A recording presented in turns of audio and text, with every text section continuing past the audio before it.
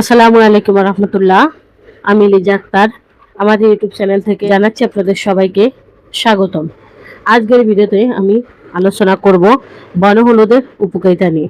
প্রিয় দর্শকবিন্দু, বনহলুদের উপকারিতা জানতে সম্পূর্ণ ভিডিওটি না টেনে মনোযোগ দিয়ে দেখুন।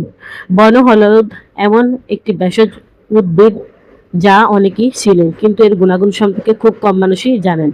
গাছের নামটি হলো বনহলুদ।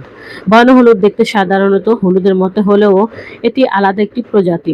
এটি সাধারণত বন অঞ্চলে, বাগান বা আর্দ্র স্থানে জন্মায়। এর কন্দে রয়েছে সুগন্ধ এবং নানা ধরনের প্রাকৃতিক উদ্ভিদ উপাদান, যার কারণে আয়ুর্বেদ দীর্ঘদিন ধরে ব্যবহার করে আসছে। এবার চলুন জেনে নেওয়া যাক বনহলুদের কিছু পরিচালিত ব্যবহার। প্রথমত, ত্বকের যত্নে বনহলুদ বেশ পরিচিত। অনেকেই মুখের উজ্জ্বলতা বাড়াতে এবং ত্বক পরিষ্কার রাখতে বনহলুদের গুঁড়া ব্যবহার করেন। দ্বিতীয়ত, আয়ুর্বেদ ছোটখাটো ত্বকের সমস্যায় বনহলুদ বাহ্যিকভাবে ব্যবহারের প্রচলন রয়েছে। তৃতীয়ত, এতে প্রাকৃতিক অ্যান্টিঅক্সিডেন্ট উপাদান রয়েছে, যা শরীরের কোষকে অ্যাক্টিভিটিভ ক্ষত থেকে সুরক্ষা দিয়ে সহায়তা করতে পারে। চতুর্থত, কিছু ঐতিহ্যগত ব্যবহার বনহলুদ হজম সহায়ক ভেষজ হিসেবে উল্লেখ করা হয়েছে। তবে একটি গুরুত্বপূর্ণ বিষয় মনে রাখতে হবে, বনহলুদ একটি ভেষজ উদ্ভিদ হলেও এটি কোনো রোগের নিশ্চিত চিকিৎসা দিতে পারে না।